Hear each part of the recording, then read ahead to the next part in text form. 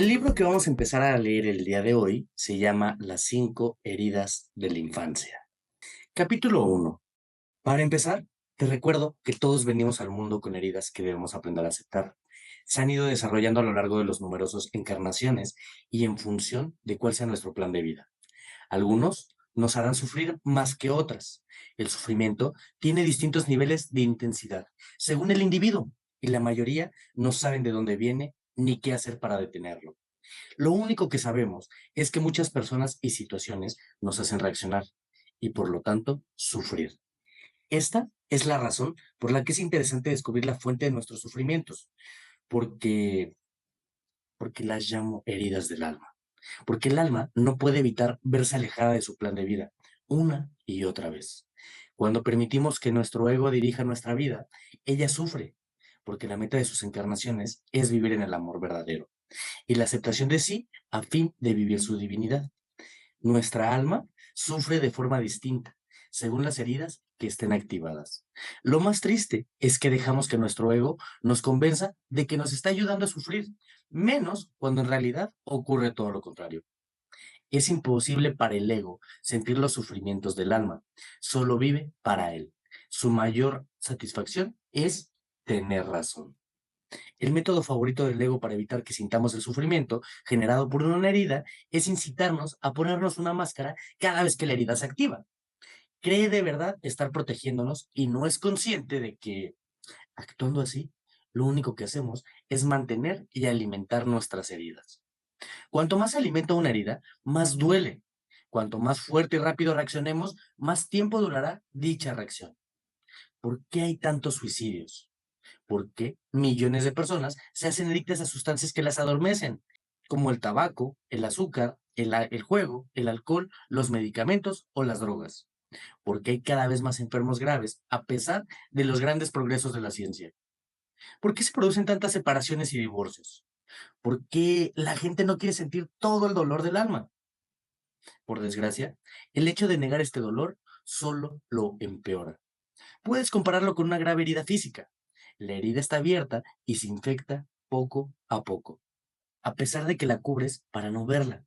La infección empeora y la llaga te duele cada vez más, hasta el día en que alcanzas el tope del umbral del dolor. Entonces, solo te quedarán dos opciones: morir o tomar las medidas adecuadas para curarla. Y hasta aquí ha llegado el género humano. Es el momento de ser conscientes de lo urgente que es vivir la vida a la cual todos aspiramos. Una vida llena de felicidad, no de dolor. Después de muchos años de observación y de escuchar múltiples situaciones problemáticas, personales y profesionales, me doy cuenta de que es evidente que atraemos hacia nosotros ciertos comportamientos o actitudes por parte de otros, en función de nuestras heridas. He llegado a comprender que todos nosotros experimentamos al menos 4 de las 5 heridas.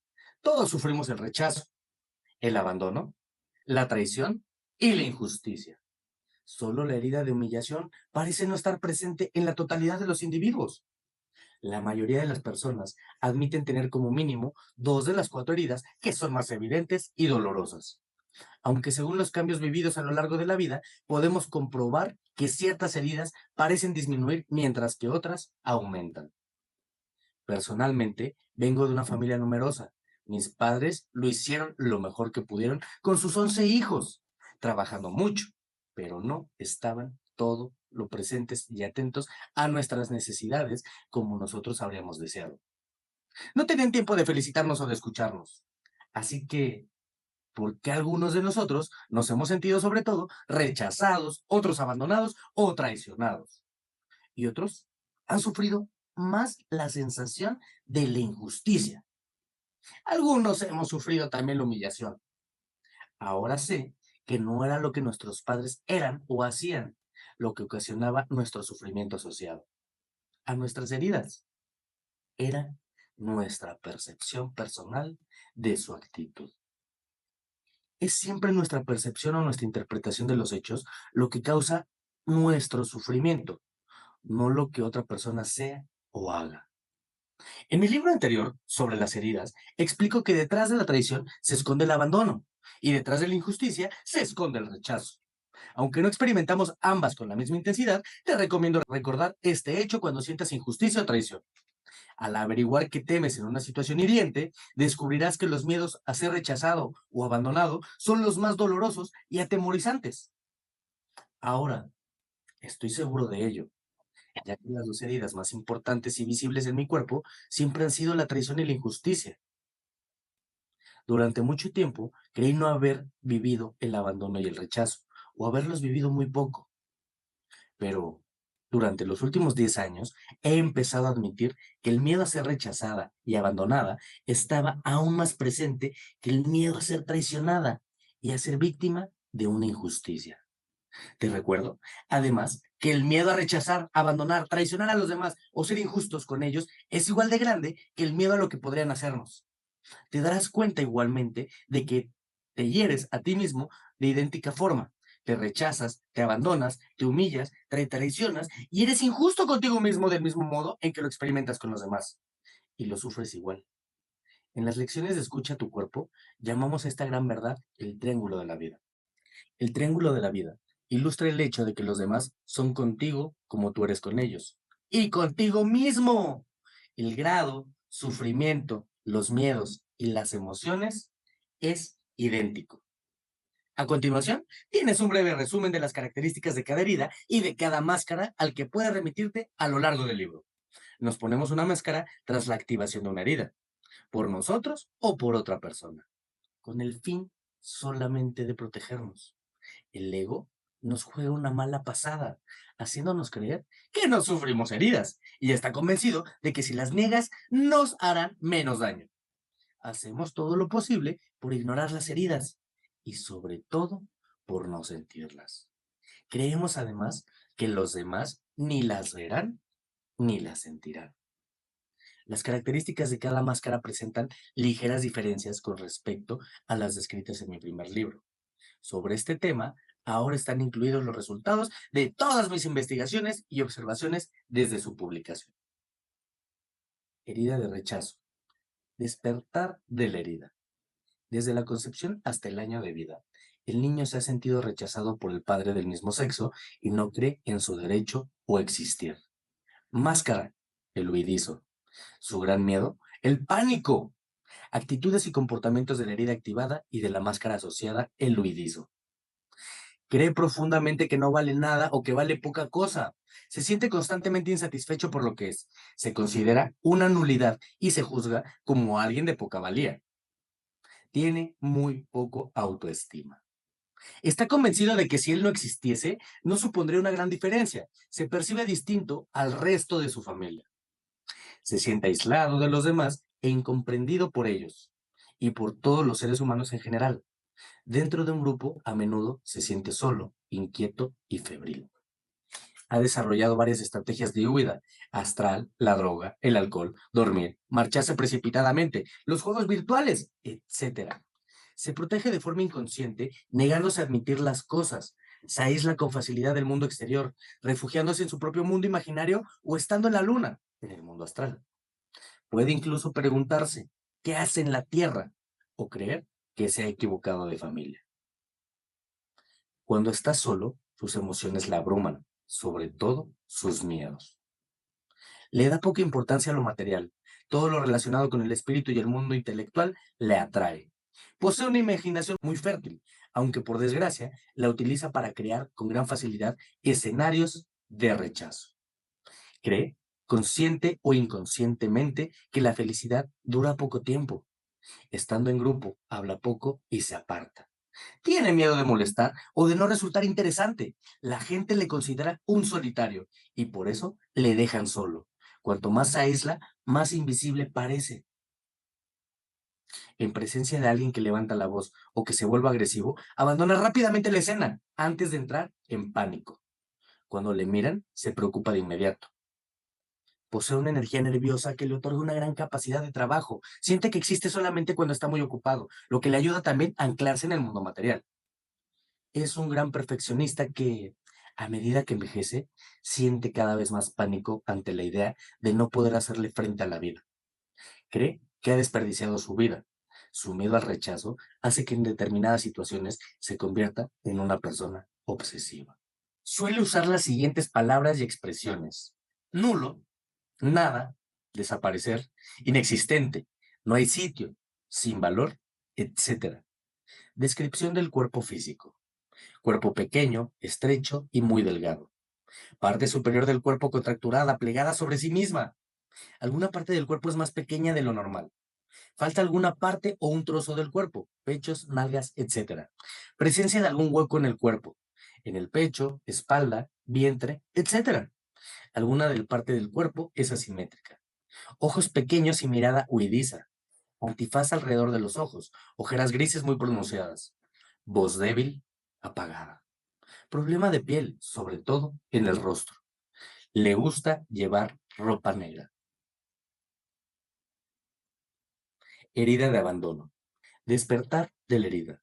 Entre el primer año de vida y los 3 años con el padre del sexo opuesto. Es un niño que ha sufrido al no sentirse apoyado por el padre del sexo opuesto, con una conexión de amor-afecto. Le ha faltado afecto o ha recibido un cariño frío o distinto de lo que él esperaba. Máscara, el dependiente. Su gran miedo, la soledad. Actitudes y comportamiento de la herida activada y de la máscara asociada, el dependiente. Tiene dificultades para manejarse por sí mismo y la soledad le aterra. Busca la presencia y la atención. Necesita sobre todo ser apoyado por su entorno. Sufre con frecuencia una tristeza profunda, estando solo o no, sin saber muy bien por qué. Cuando está solo, llora durante mucho tiempo, inconsciente de estar compadeciéndose de su propio destino. Provoca de forma inconsciente dramas o enfermedades para llamar la atención o dar pena. Desarrolla una actitud victimista y cree que sus males se deben a su mala suerte. Empatiza fácilmente con los demás, se identifica con sus emociones y sus sufrimientos, pero los utiliza para darles la vuelta y atraer la atención hacia sí mismo. Exhibe un lado teatral, a menudo dramático, en su forma de expresarse con el fin de llamar la atención. Cuando está en grupo, le encanta hablar de sí mismo, lo lleva siempre todo a su terreno. Se agarra físicamente a los demás, tiene dificultades para hacer o decidir algo solo, pide consejos o la opinión de otras personas y es capaz de hacerse pasar por inútil con tal de recibir ayuda, pero no porque no sepa o pueda hacer algo. Después es muy probable que no siga los consejos que le han dado, puesto que lo único que buscaba era atención. Cuando hace algún favor o cuida de alguien, es con la esperanza de que se ocupen de él a cambio. Tiene altibajos. Un día está alegre y otro triste. Sus emociones lo desestabilizan con facilidad. Tiene dificultad para terminar sus relaciones. Hace malabarismos para no quedarse solo. Cree que una prueba de amor es que el otro esté siempre de acuerdo con él. En presencia de una persona enfadada o agresiva, se bloquea y se convierte en un niño asustado. A medida que envejece, se angustia cada vez más ante la idea de quedarse solo. Elige mantener una situación difícil antes que estar sin compañía. Suele usar las siguientes palabras y expresiones: solo, ausente, no soporto, nadie me deja plantado, abandono, etcétera. Descripción del cuerpo físico: cuerpo largo, delgado y sin tono muscular. Siempre o un sistema muscular poco desarrollado. Brazos que parecen demasiado largos y colgantes a los lados del cuerpo. Hombros caídos, espalda curvada que se inclina hacia adelante. Alguna parte del cuerpo caída o flácida. Algunas partes del cuerpo en posición más baja de lo normal. Grandes ojos tristes o caídos. Voz de niño o quejumbrosa. A menudo se apoya en algo o en alguien. Le gusta llevar ropa amplia o colgante. Suele usar las siguientes palabras y expresiones: solo, ausente, no soporto, nadie me deja, plantado, abandono, etcétera. Herida de humillación. Despertar de la herida. Entre el primer año de vida y los 3 años. Con el padre que reprimía toda clase de placer físico. Esta herida puede haberse vivido con uno de los padres, aquel que se ocupa del desarrollo físico y sexual del niño. O con los dos. Niño que ha sido humillado por uno de sus progenitores por haber experimentado placer con sus sentidos.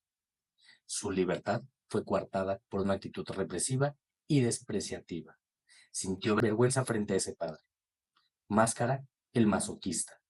Su gran miedo, la libertad. Actitudes y comportamientos de la herida activada y de la máscara asociada, el masoquista. Tiene una bella alma de misionero, pero con frecuencia la manifiesta por temor. Cree que Dios o el guardián de la moral de la familia le observa y le juzga sin descanso. Hace de todo por ser digno de Dios o de aquellos a los que ama. Cree que para ser espiritual y digno debe aliviar el sufrimiento de la humanidad. Es por eso, por lo que se cree con el deber de servir a todos los que ama, a quienes pone por delante de sí mismo. Por otro lado, al masoquista no le gusta que le traten como si fuese un niño. Contiene mucho las palabras. Ha aprendido de que no tiene derecho a decir cosa que pueda perjudicar a otros. Incluso puede llegar a justificarlos. No quiere reconocer la cualidad ni su amor por los placeres asociados a los sentidos. Rechaza los impulsos vinculados con los sentidos. Tiene miedo de pasarse de la raya y sentir vergüenza. También teme ser castigado. Sí, disfruta demasiado de la vida. Suele tener historias relacionadas con la sexualidad en su infancia o adolescencia. Se las apaña para no estar libre, ya que para él estar libre significa no tener límites y sentir demasiado placer. Limita de este modo su libertad, anteponiendo las necesidades de los demás a las suyas, por lo que le falta tiempo para disfrutar de la vida. Cree que disfrutar de sus sentidos le aleja de la espiritualidad. Además, no quiere que le tachen de persona sin corazón. Conoce sus necesidades, pero nunca las escucha. Cree que debe sacrificarse para ganarse el cielo. Se siente fácilmente sucio, cerdo o indigno. A veces siente asco de sí mismo. Se recompensa a menudo con comida, creyendo que así disfruta, pero su culpabilidad y su vergüenza estropean ese disfrute. Engorda con facilidad para así tener una razón por la que no disfrutar con sus sentidos. Tiene el don de hacer reír a la gente burlándose de sí mismo y humillándose. Le atraen o solo se permite las cosas pequeñas, porque no ve la grandeza de su alma. Suele usar las siguientes palabras: digno, indigno, pequeño, gordo, estoy atrapado, cerdo, puta, sucia o etcétera.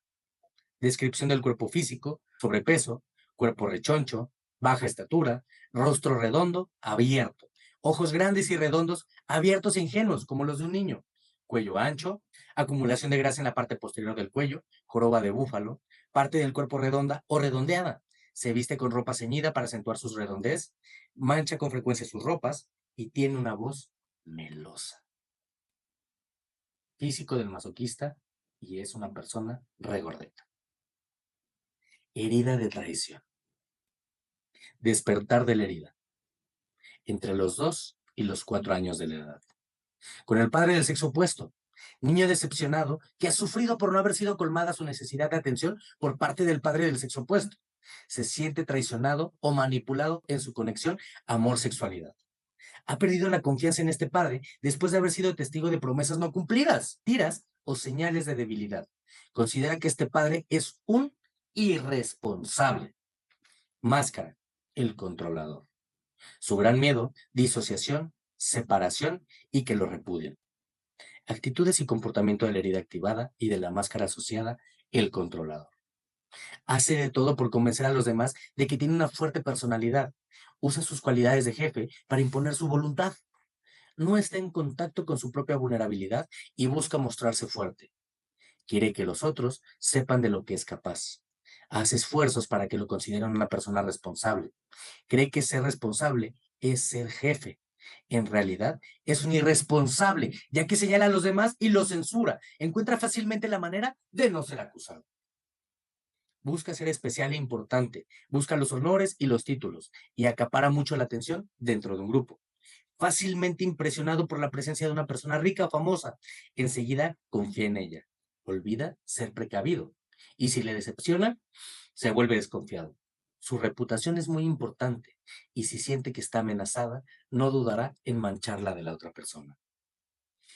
Miente sin esfuerzo para salir de una situación comprometida, pero no soporta que le mientan.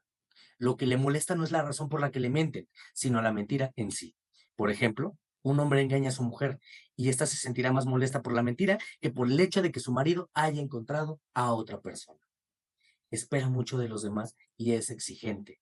Cuando delega, exige que todo se haga a su manera y a su ritmo para mostrarse superior e importante. Verifica continuamente por falta de confianza. Le gusta tenerlo todo previsto para controlar mejor. No soporta que alguien venga a deshacer sus planes. Le resulta difícil aceptar lo imprevisto. Se cree indispensable y le gusta pensar que los demás fracasarán sin él. Difícilmente confía y no deja que le conozcan. Desconfía del sexo opuesto. Teme que puedan aprovecharse de él. Nunca hablará de sus debilidades o fallos. Es un excelente manipulador a la hora de controlar a su pareja. No quiere admitir que busca pruebas de su amor. Todos los métodos son buenos para manipular.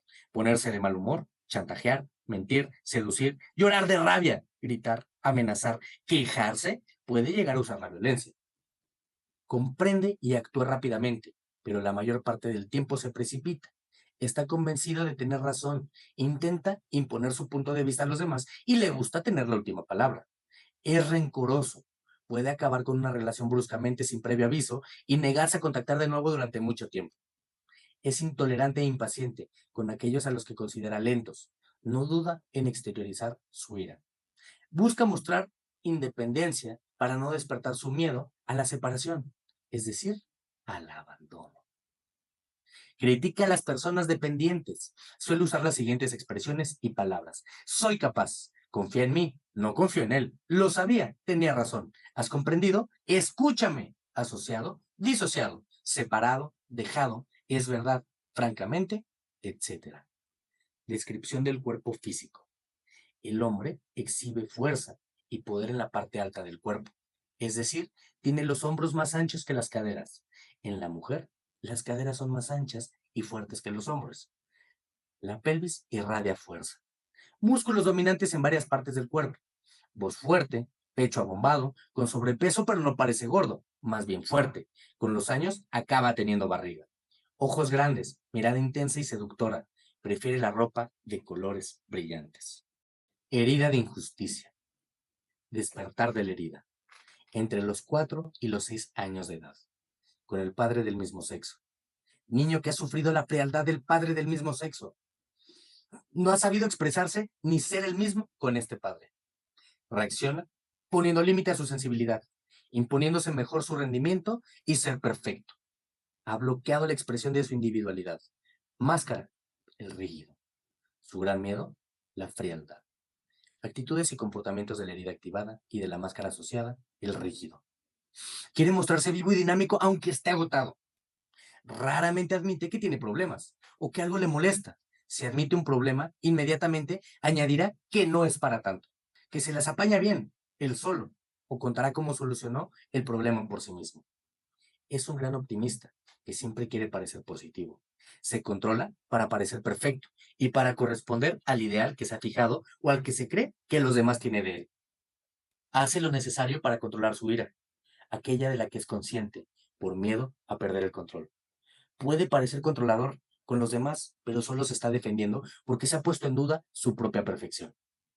A pesar de que quiere que todo sea perfecto y justo, en ocasiones es el primero en exagerar un hecho o una acusación. Es totalmente inconsciente de hasta qué punto exagera un hecho y puede llegar a ser injusto con los demás y consigo mismo. El rígido no quiere sentir. Muestra muy de vez en cuando sus sentimientos porque no sabe gestionar su gran sensibilidad. Tiene miedo de perder el control y de parecer imperfecto a los ojos de los demás. De hecho, puede aparentar ser frío e insensible.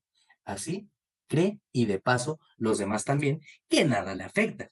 De este modo, es incapaz de establecer una relación íntima satisfactoria. Es muy duro con su cuerpo y solo ocasionalmente admite estar enfermo. No siente ni el frío ni el dolor. Presume de no necesitar ni medicamentos ni médicos. Cree que le aprecian por lo que hace y por su aspecto. Se mantendrá activo mientras no esté todo perfecto y terminado. Antes de darse un capricho, debe merecérselo por haber hecho un buen trabajo. Solo se sobreesfuerza y quiere mejorar su rendimiento y no respeta sus límites. Por eso le cuesta aceptar a los vagos. Es especialista en el autosabotaje, cuando según él todo va demasiado bien, todo debe ser justo, estar justificado y ser justificable. Cuando le sorprenden con las manos en la masa, se justifica inmediatamente. Para ello, puede mentir. Y por temor a lo que los demás se den cuenta, prepara por adelantado sus justificaciones. No puede evitar interrumpir a alguien que no ha sido justo en sus propósitos, creyendo que así le ayuda. Critica fácilmente a todos, aquellos que no actúan como él cree que es perfecto y justo, y de la misma manera se critica a sí mismo. Cree que sus conocimientos son más importantes que sus sentimientos. Se jacta de sus conocimientos y de su memoria. Cuando ha llegado a su límite, puede ser muy tajante, sarcástico, testarudo e intransigente. Suele usar las siguientes palabras y expresiones. Sin problema, justamente, exactamente, seguramente, siempre, jamás, correcto, supuesto, hace falta. Yo debería, extraordinario, fantástico. Utiliza superlativos tales como súper bueno, especialísimo, hiper bonito, etc. Descripción del cuerpo físico. Cuerpo bien proporcionado, lo más perfecto posible. Postura corporal bien recta. Hombros cuadrados. Algunas partes del cuerpo son rígidas, piernas, cuellos, espalda, etc. Movimientos secos. Aspecto pulcro y seductor. Cintura estrechada por la ropa o los cinturones. Mandíbula apretada. Vientre plano que se esfuerza en meter hacia adentro. Nalgas redondas abombadas. Tono de piel claro, radiante. Mirada brillante, viva y directa. Voz seca y rápida. La activación de las heridas. Las actitudes y los comportamientos enumerados en la descripción de cada máscara se manifiestan cuando la herida se activa y decidimos llevar la máscara asociada a esta herida. ¿Por qué llevar una máscara? Porque nuestro ego nos hace creer que usando esta variedad de comportamientos no sentiremos el dolor generado por la herida activada. Creemos además que los demás no verán nuestra herida. Podemos comprarlo o compararlo con el hecho de disimular una herida física con una venda o tomando una pastilla para no sentir dolor. Fingimos que no sucede nada. El dolor físico es el reflejo de un dolor psicológico y sirve para atraer nuestra atención hacia la verdadera causa del mal. Este libro te dará los medios para frenar el dolor tú mismo. Sin embargo, no basta con leerlo. Tendrás que aplicar y aprender a aplicar las distintas herramientas que encontrarás. Así, poco a poco, irás reduciendo tu dolor y no necesitarás ayuda externa.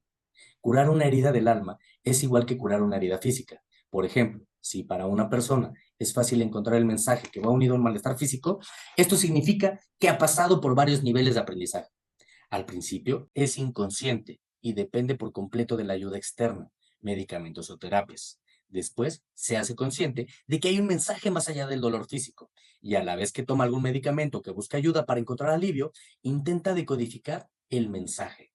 Poco a poco y cada vez más rápidamente descubre el mensaje y termina por no necesitar más ayuda externa. ¿Cómo se activa una herida? De tres maneras distintas. Como dije anteriormente, según el triángulo de la vida, estas son. ¿Te afecta la actitud o el comportamiento de alguien o que alguien tiene contigo?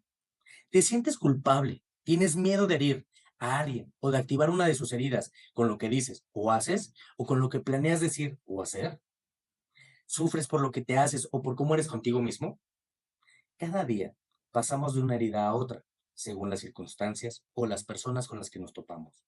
Me he dado cuenta de que, generalmente, en el trabajo es donde sufrimos más el rechazo y la injusticia, mientras que en nuestra vida personal es donde sufrimos más el abandono y la traición. La humillación siempre la vivimos con nosotros mismos, o no acusamos a los demás de habernos humillado. Ahondaré en ello en el capítulo dedicado a la herida de la humillación. Anota las iniciativas que has decidido tomar en tu vida después de leer este capítulo. Capítulo 2. Este capítulo recoge las preguntas que nos hacen más a menudo durante los talleres y las conferencias de la escuela Escucha tu cuerpo. ¿Qué activa en primer lugar las heridas de un niño adoptado?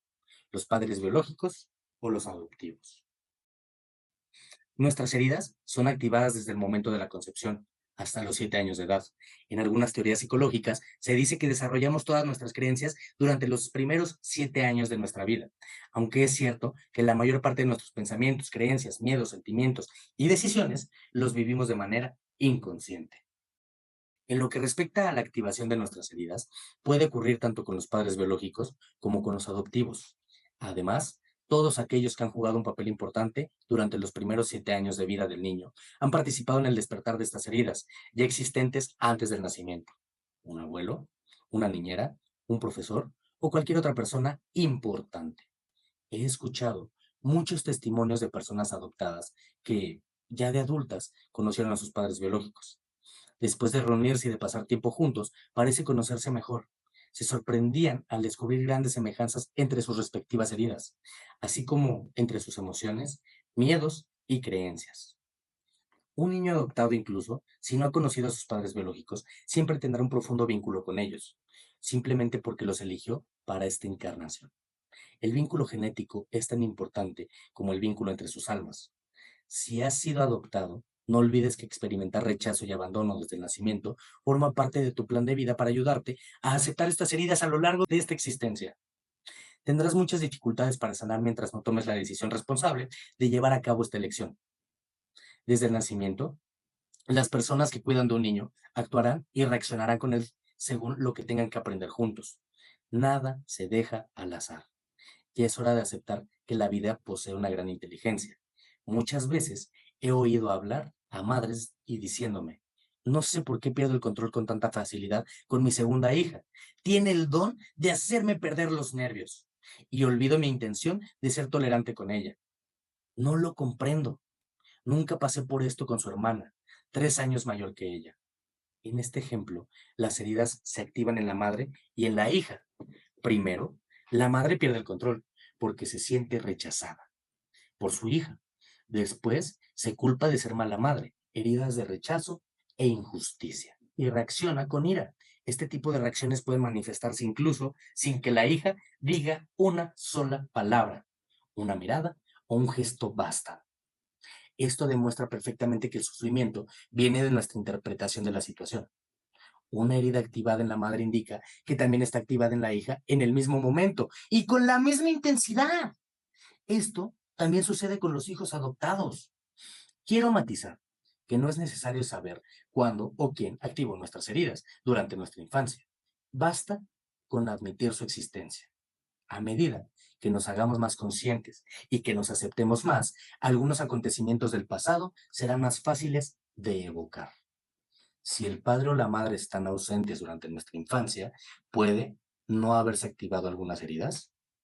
Desgraciadamente, no. Sé que a muchos les gustaría tener esa suerte, pero las cosas no funcionan de esta manera. Si una madre, por ejemplo, estaba sola ocupándose de su hija, es decir, si nadie quisiese el papel de padre, la niña sufrirá de todos modos heridas de abandono y traición. Las heridas han podido activarse de distintas formas o de distintas maneras, por lo que la madre ha contado a su hija del padre ausente, por lo que la hija haya podido observar en otros padres y sus hijos, por un hermano mayor o cualquier otro hombre de la familia, por la imagen que tenga de lo que es un padre, por todo hombre que a sus ojos representa a un padre como un profesor o un amigo de la familia. Esto ocurre con todas las personas que han tenido un solo progenitor durante su infancia y adolescencia.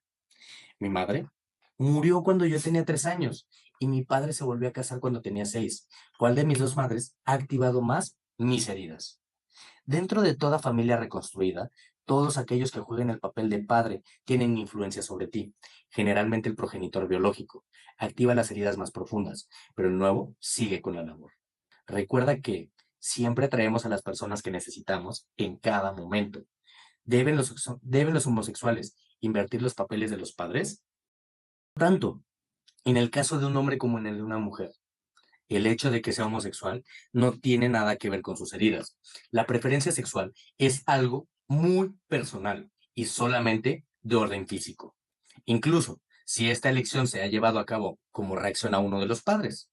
Lo importante, repito, no es saber quién fue la primera persona en activar una herida, sino reconocer que las heridas nos pertenecen y que nuestros padres fueron elegidos en función de sus respectivos planes de vida que están vinculados al nuestro.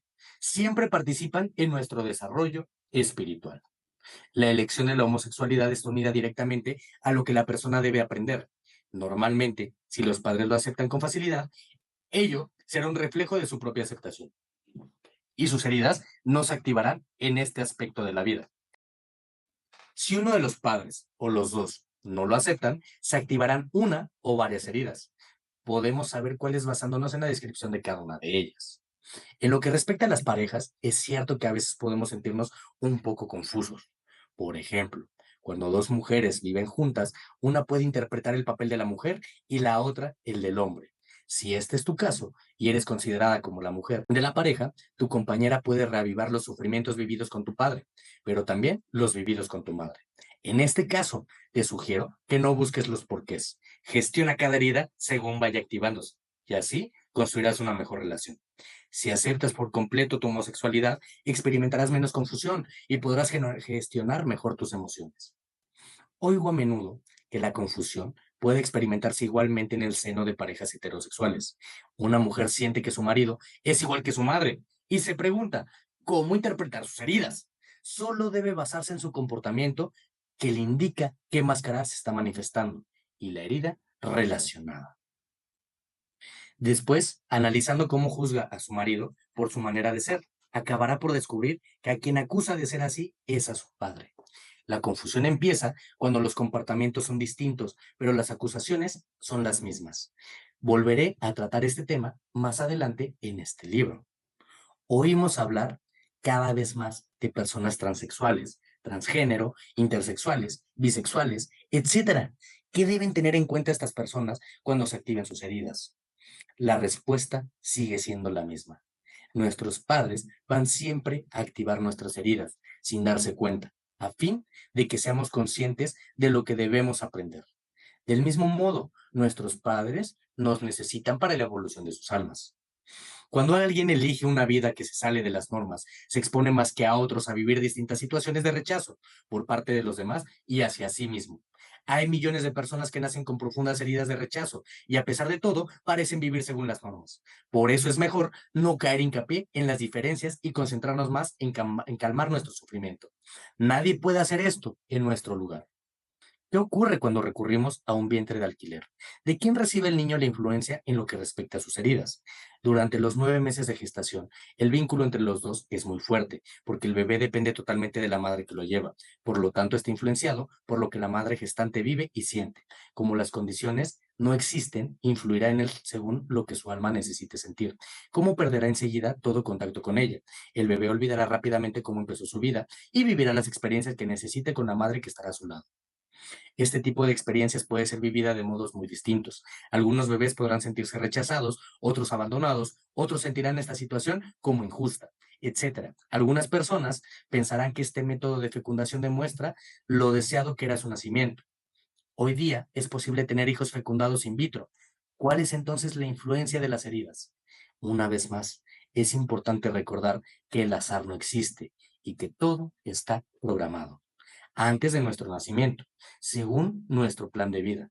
El esperma del padre fecunda el óvulo de la madre, se puede decir que es un embarazo normal, salvo por los grandes esfuerzos invertidos en el proceso. Los padres en este caso pueden preguntarse, ¿qué les enseña esta experiencia? El niño, por su parte, sabrá que ha sido muy deseado, lo que no les ocurre a todos. La fecundación in vitro puede hacerse también con el esperma de un desconocido y el óvulo de la madre. En este caso, el niño vivirá lo mismo que si hubiese tenido un padre ausente o desaparecido.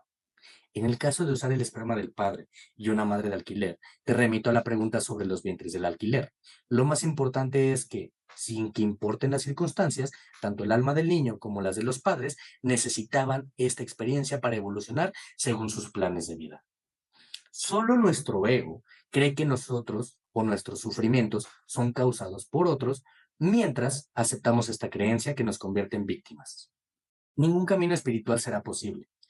Dice que cada uno de nosotros posee las 4 heridas y solo algunos la herida de humillación. ¿Cómo es posible que yo sea la única de toda mi familia en padecerla? Cuando digo que todos poseemos 4 de las 5 heridas, no quiero decir que el alma no necesita aceptar la herida de humillación. Todos tenemos una memoria genética, heredada de nuestra familia, así como una memoria celular que se ha ido acumulando a lo largo de las muchas vidas vividas por nuestra alma. Todas estas vidas son útiles para aprender a aceptar todo lo que puede ser vivido en nuestro hermoso planeta. En alguna de estas vidas experimentamos la herida de humillación para comprobar nuestro grado de aceptación. La persona que hizo esta pregunta creyó ser la única de su familia en sufrir esa herida. Si investigara a fondo su historia genealógica, esta persona encontraría seguramente a alguien que se le parece muchísimo y que sufrió del mismo modo.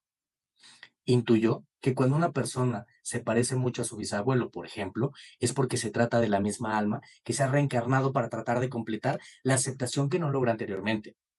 Veo con frecuencia individuos que no pueden aceptar la herida de humillación que sufre algún miembro de su familia y le dice cosas como, ¿por qué dejas que se aprovechen de ti de ese modo? Eres demasiado bueno. O también, ¿por qué engordas tanto? Ponte a dieta. Si te oyes a ti mismo criticar de pensamientos o palabras, a las personas regordetas que tienen varias características de la máscara del masoquista, sabrás que no has aceptado aún los comportamientos y el aspecto físico de la herida de humillación. Puede ser que empiece a manifestarse más adelante en tu vida o que quede puesta para una próxima reencarnación. Lo mismo ocurre en el caso de aquellas personas que tienen el rostro típicamente redondo, pero que no muestran otro signo más de esta herida. Si se controlan para no engordar gracias a su máscara de rígido, eso nos indica que no están en proceso de aceptación. Es mucho más sensato hacer frente a a las lecciones que debemos aprender. No solo evitaremos volver a vivir una y otra vez las mismas experiencias en todas nuestras vidas, sino que podremos disfrutar de la mayor ventaja que presenta aceptarnos a nosotros mismos y a los demás, la felicidad. ¿Tienen los gemelos las mismas heridas? Hasta hace poco se creía que los gemelos fraternos eran dos seres diferentes, cada uno con su personalidad, y que los gemelos idénticos lo eran a todos los niveles, tanto en el físico como en el del carácter.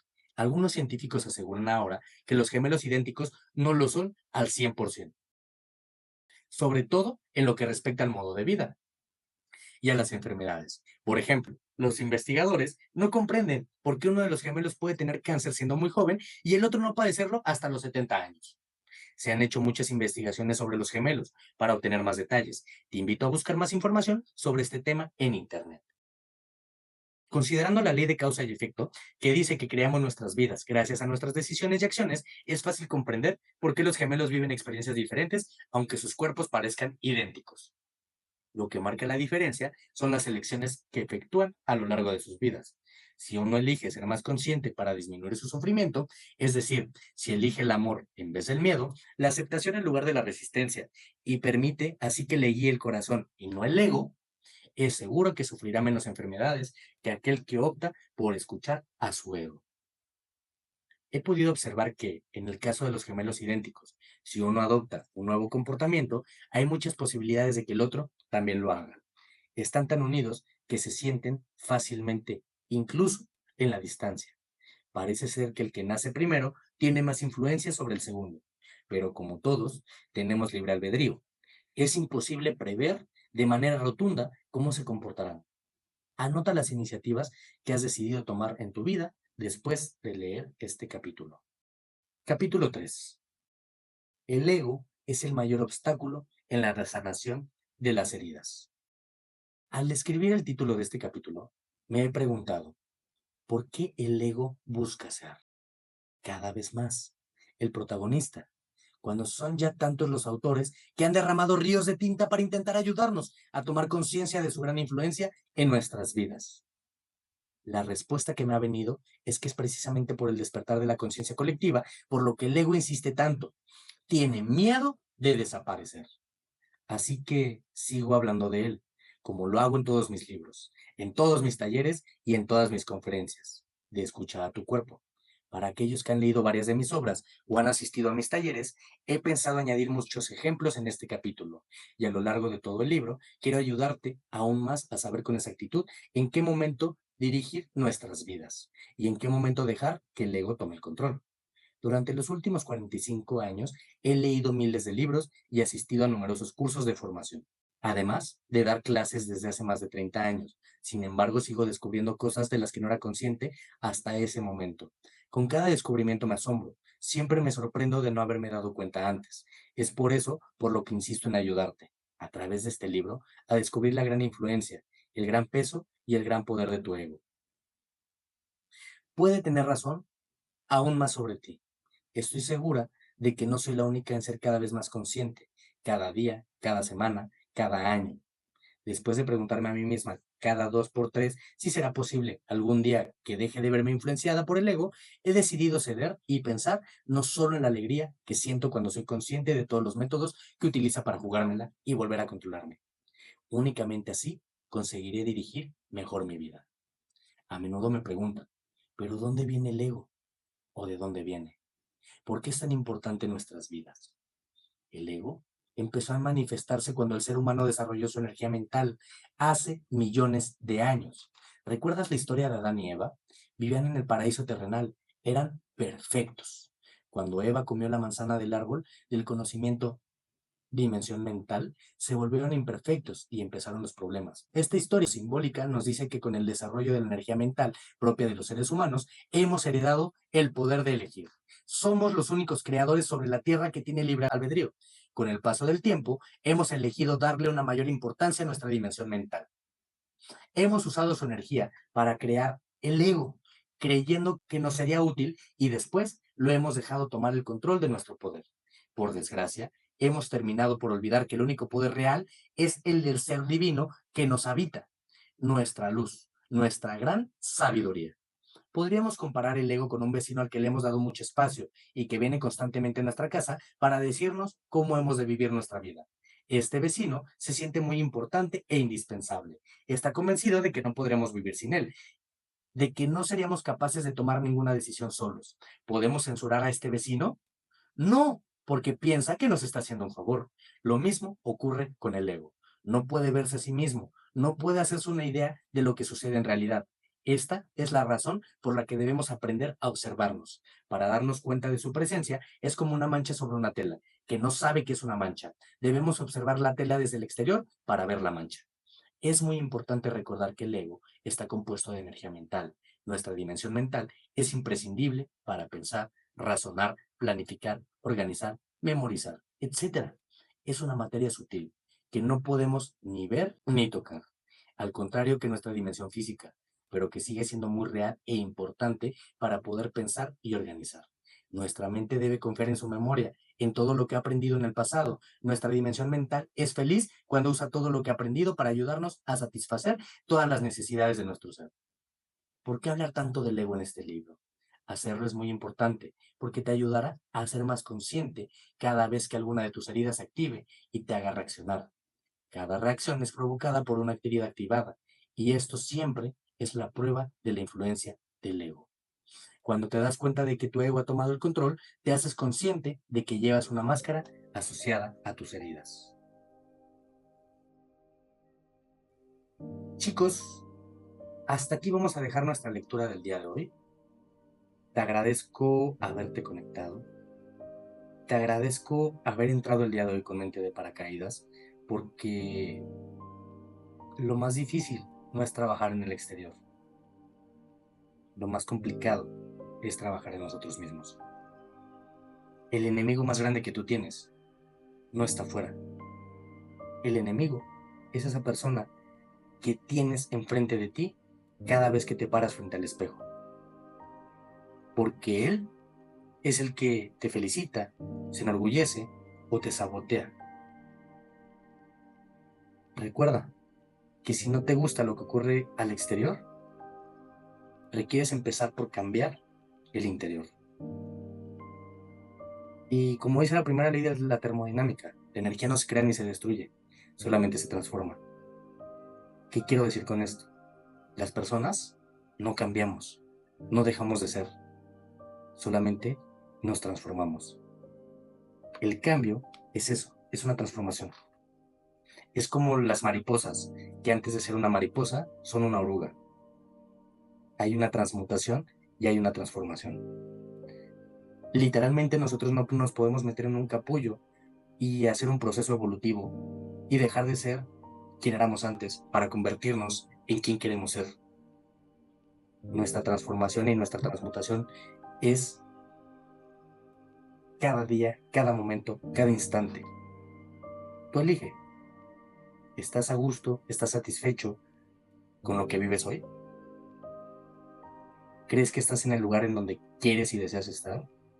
¿Crees que tienes todo lo que tú deseas? Si tu respuesta es sí, felicidades. Pocas personas se sienten así. Si tu respuesta es no, no te preocupes, no te angusties. Siempre lo puedes hacer mejor. Y donde estás hoy no es donde estarás mañana. Y recuerda, el éxito es efímero y el éxito es individual. No puedes generalizar tu éxito comparándolo con el de otros, porque tu éxito no es el mismo. El éxito es lo que a ti te hace feliz. Lo que a ti te hace estar contento, estar satisfecho. Agradece. Agradece lo que tienes. No ser conformista, sin embargo, ser feliz con lo que se tiene y anhelar y trabajar por lo que se desea. Tu situación actual no representa tu situación futura. Y algo que a mí me queda muy claro con este libro es que haber nacido en el lugar donde naciste no es tu culpa, es donde estabas destinado. Nacer en la situación, en las condiciones en las que naciste, no es tu responsabilidad. Ahí tenías que nacer.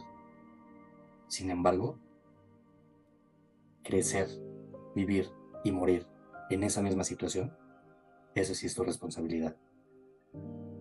¿Qué tanto quieres transformar? ¿Qué tanto quieres cambiar? ¿Hasta dónde quieres llegar? No sé cuántos años tengas. No sé qué tan grande, qué tan joven, qué tan viejo te encuentres hoy. Lo único que sí sé es que siempre es momento correcto de buscar un cambio. Tú eliges. No eres un árbol y no echaste raíces para quedarte en el lugar donde estás hoy. Así es que empieza a vivir, empieza a disfrutar y empieza a trabajar por ser tu mejor versión. Ya vas identificando las heridas que vas cargando o que has ido teniendo durante X etapa de tu vida. Hoy ya puede ser más fácil reconocerlas. Lo único que requieres es estar presente en cada instante y en cada momento, analizarte. Y si algo te saca de quicio tanto, o algo te hace enojar, o te hace llorar, o te genera una emoción tan fuerte, pregúntate, ¿qué es lo que me está activando esto? ¿Qué me está recordando esto? Y de esa forma podrás empezar a trabajar tus heridas y tus emociones. Algo que lamentablemente en las escuelas y en el sistema educativo no enseñan se llama inteligencia emocional. Hay personas que son muy inteligentes, pero en sus emociones no saben cómo manejarlas o cómo transmitirlas. Y las emociones son un muy buen siervo, pero son muy malos amos. Manéjate tú, manéjalas tú, conócelas, identifícalas. Y por eso es que puedes encontrar muchas personas que probablemente sean exitosas, que sean ricas, que sean millonarias o que tengan muchos resultados. Artistas, actores, empresarios, inversionistas. Pero emocionalmente no saben manejarlo y no saben canalizarlo. Por eso hay tantos suicidios. ¿Sabes cuántas personas en México viven con depresión? Y que muchas veces aparentemente son las que más sonríen y son las más felices. La depresión es un asesino silencioso. Mantente presente. Mi nombre es Leonardo Flores, te agradezco este espacio y te agradezco por escuchar tu podcast Mentalidad de Éxito. Si te está gustando, si este contenido ha creado algo en ti, compártelo. Gracias.